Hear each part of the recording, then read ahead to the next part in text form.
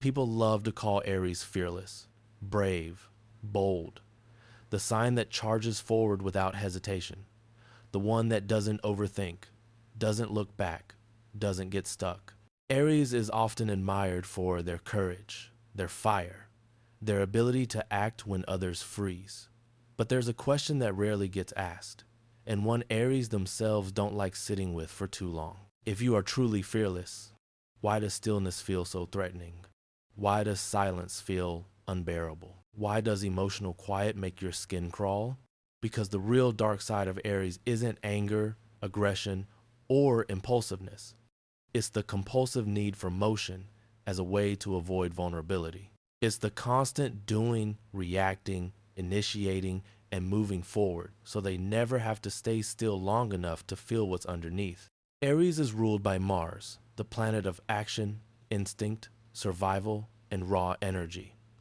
Mars doesn't pause to reflect. It doesn't analyze emotions. It reacts. It moves. It fights. It protects. Aries carries this energy naturally, almost instinctively. They feel alive when something is happening, when there's momentum, when there's friction or challenge.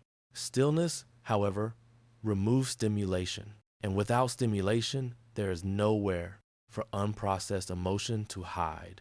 Aries doesn't struggle with emotions because they don't feel deeply.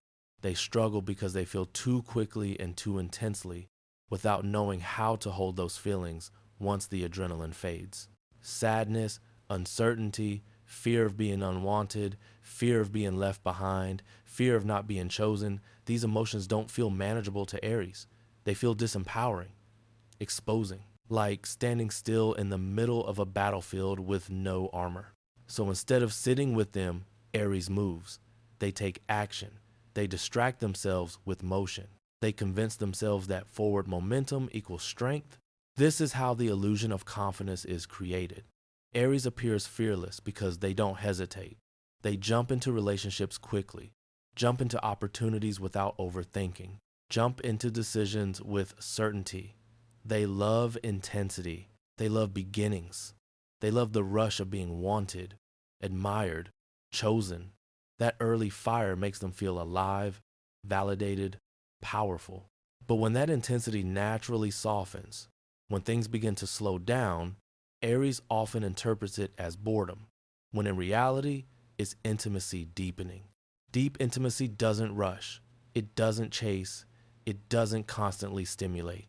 It requires presence, patience, emotional availability, and the willingness to sit with uncertainty. And this is where Aries begins to feel uncomfortable because intimacy removes the chase. And without the chase, Aries is left alone with themselves, with their doubts, with their fears, with the parts of them that don't feel invincible. This is when the darker patterns start to emerge. Aries may unconsciously provoke conflict, pick fights, create tension where none needs to exist. Not because they enjoy chaos, but because conflict gives them something to push against, something to react to, something that keeps emotional vulnerability at a distance. Anger feels active. Anger feels powerful. Anger keeps them moving. Sadness, on the other hand, requires stillness. It asks to be felt, not fought. And that feels far more dangerous to Aries. When relationships end, Aries often frames it as a choice. They tell themselves they lost interest, that it wasn't right, that they're better off moving on. What they rarely admit, even to themselves, is that leaving first protects them from feeling rejected. Aries hates feeling unwanted, overlooked, replaceable. The moment they sense even the possibility of abandonment, their survival instinct activates. They detach, they pull away, they end things quickly, sometimes abruptly, so they don't have to stand in the unbearable space of waiting to be left. Burning bridges feels safer than standing on them while they collapse. Anger becomes armor. Detachment becomes control. It's easier to be angry than to be sad.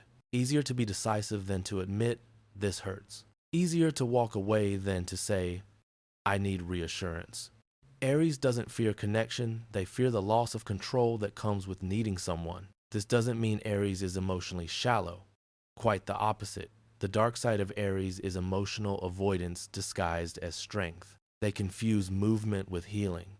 They believe that as long as they keep going, keep starting over, keep chasing the next thing, they're progressing.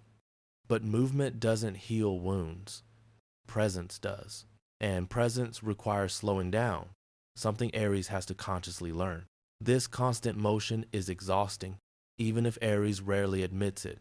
They are always starting over, always reinventing themselves, always proving their independence, always showing the world that they're fine, strong, capable, but rarely allowing themselves to rest emotionally, rarely allowing someone to see them when they're unsure, scared, or overwhelmed. Vulnerability feels like exposure. Dependency feels like weakness. So they stay in control by staying mobile. Over time, this creates a quiet loneliness. Aries may be surrounded by people, experiences, excitement, and movement, yet still feel unseen in the ways that matter most. They crave deep connection, but fear what it requires. They want to be chosen, but struggle to stay when choosing becomes mutual and stable rather than intense and dramatic. Aries often prides themselves on being self-sufficient, on not needing anyone, on handling things alone. But control without connection eventually becomes isolation. Independence without intimacy becomes emptiness. And the irony is that the very armor Aries wears to protect themselves is what keeps them from experiencing the depth they secretly long for. Healing for Aries doesn't mean losing their fire. It doesn't mean becoming passive, slow, or cautious. A healed Aries still initiates, still leads, still acts with courage, but they no longer need constant motion to feel alive. They no longer need chaos to feel engaged. They learn that slowing down doesn't weaken them, it grounds them. That sitting with emotions doesn't strip away their power, it gives it depth. Courage for Aries is redefined. It's no longer just charging forward or walking away first. Sometimes courage is staying in uncomfortable conversations, staying when emotions deepen instead of excite, staying when vulnerability feels terrifying and there's no adrenaline to hide behind. Courage becomes a willingness to be seen without armor.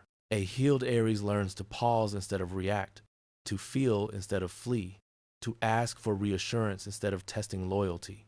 They realize that emotions aren't threats to their strength, but information guiding them toward deeper connection. That needing someone doesn't make them weak, it makes them human. The dark side of Aries fades when they stop running from stillness and realize that silence isn't emptiness. It's space. Space where truth lives. Space where real intimacy forms. Space where their fire doesn't burn uncontrollably, but warms and sustains. When Aries finally allows themselves to stay still long enough to feel what they've been avoiding, they don't lose their power. They reclaim it. Because the strongest Aries isn't the one who never looks back. It's the one who can stand in emotional uncertainty without running, without fighting, without needing to escape. And when Aries learns that facing their emotions doesn't make them weak, but whole, their fire stops being something they use to protect themselves and becomes something they use to truly connect.